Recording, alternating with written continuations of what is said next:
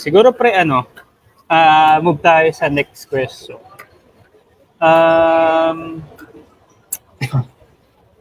Pag-isip no? Siguro mga technologies na nagamit mo or Technologies. ano yung mga technologies na ginagamit mo as full stack developer? Technologies. Currently, siguro yung current na lang. Ngayon kasi, ang ginagamit na Angular, React, naka-mono-repository kami, which we use NX, kasi naka-micro front-end yung app namin. Then, excuse me, meron din kaming Lit, kasi yun yung web components namin, but it's maintained by other teams. Pero nagko-contribute din ako doon. So, it's the web components. Sa backend, Node, but we are planning to migrate soon to Nest. So, para maging but not sure, hindi pa. Dito kasi, bago ka magsabi na, gusto mo ma-migrate, kailangan may POC pa tayo, bakit mo gagamitin yan? Blah, blah, blah. Ganun. Then, na-mention ko na ba sa Quran? Ano ba yung ginagamit namin? Dami kasi. Yan. Module Federation. So, yun yung gamit namin. So, it's like a setup for micro front-end. Then, database, yun, Postgre, then sa cloud namin, naka-Azure kami. Yeah. Then, using sa CI/CD actions, container apps, API gateway, blah, blah, blah, web services, so yung sa infrastructure natin. So, yun yung mga nagamit ko. So, past ko naman, I've been using also .NET and React. Nag-Java din ako. But sa .NET, saglit lang ako. So, hindi rin ako masyadong sa .NET. Nag-shift lang ako. Di ko rin alam kung bakit. Bila ako napunta doon, but di naman talaga ako nag-.NET. But yun, React and Angular. Yun yung parang nagagamit ko madalas. Yun. Siguro ako naman share. So, siguro sa mga previous work, usually ang ginagamit namin is .NET. So, sa .NET naman, .NET is .NET Web API, tapos Azure for the cloud, then SQL. Usually, madalas yan ang ginagamit pag .NET yung backend mo, DB mo is SQL. Yan yung dati. Then, front-end, ASP.NET MVC by that time. Then, other projects are made from Angular also. So, .NET backend plus front-end Angular nung mga dati kong experience.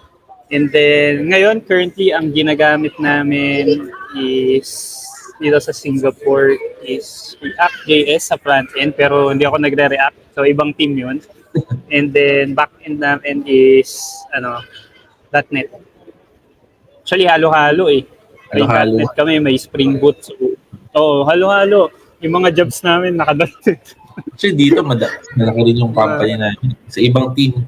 So, kaya kami nag-module federation kasi, parang meron kaming mga web components, hindi pala micro front-ends.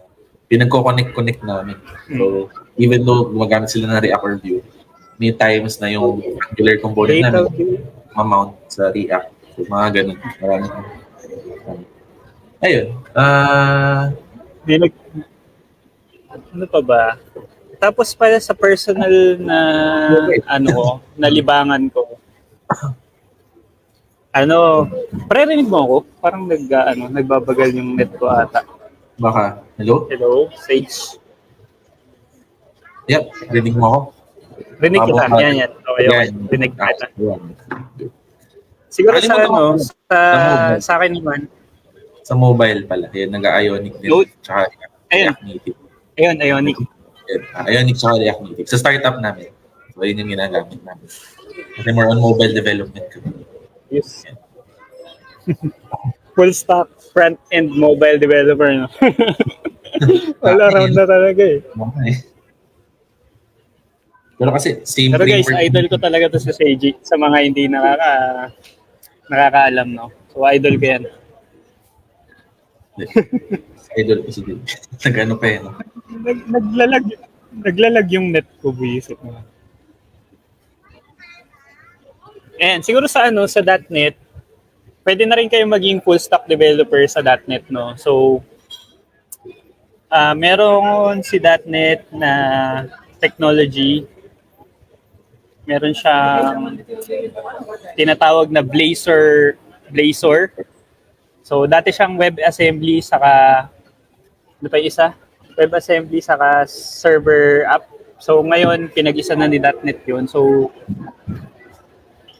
possible na din yung pagiging full stack developer no sa .NET. So before kasi ano lang tayo ASP.NET Core na MVC.